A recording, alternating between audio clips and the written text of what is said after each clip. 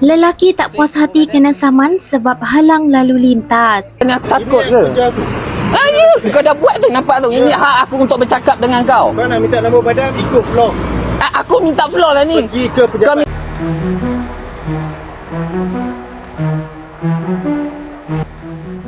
Seorang lelaki tidak berpuas hati selepas disaman oleh pihak polis kerana didakwa menghalang jalan. Namun lelaki itu bertegas keretanya itu diparkir di tepi jalan dan tidak menghalang lalu lintas. Dia yang tidak berpuas hati lalu meminta nombor ID pegawai polis terbabit, namun pihak polis berkenaan memberitahu mereka hanya menjalankan tugas.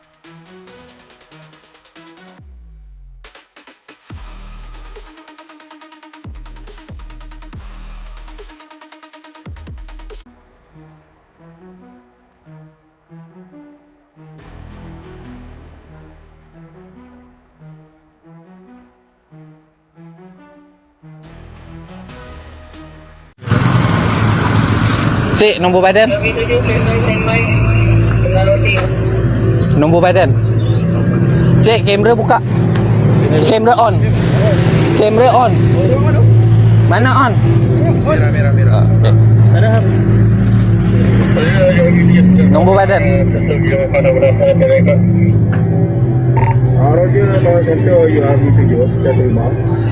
Okey, dia cakap aku menghalang jalan, okey? Kawasan tak boleh parking. Tak boleh parking. Di laporan berkembang kita akan hantar kepada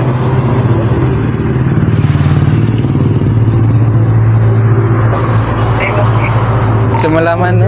nombor pendaftaran 1 Juli 4076. Nombor sini. Cik Alin minta nombor badan. Cepatlah minta nombor badan. Roger, jadi kita repeat nombor siri saman dulu. Delta Victor 476 946. Jadi untuk makluman dia buat rekaman video tu.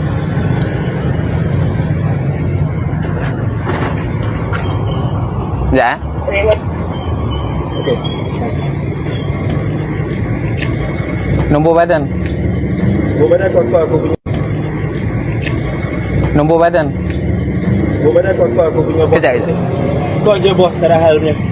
Aku dah lock sana, nanti pergi sana. Bukan itu bukan masalah, nombor badan. Tak apa.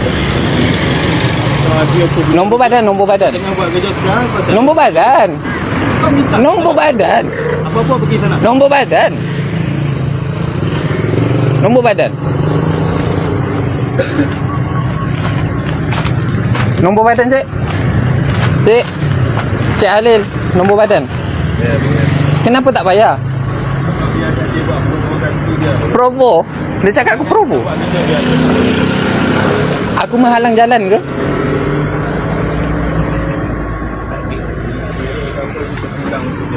Memanglah itu hak aku. Itu hak dia. Ha. Hak kita buat kerja. Hak aku minta nombor badan kau mana?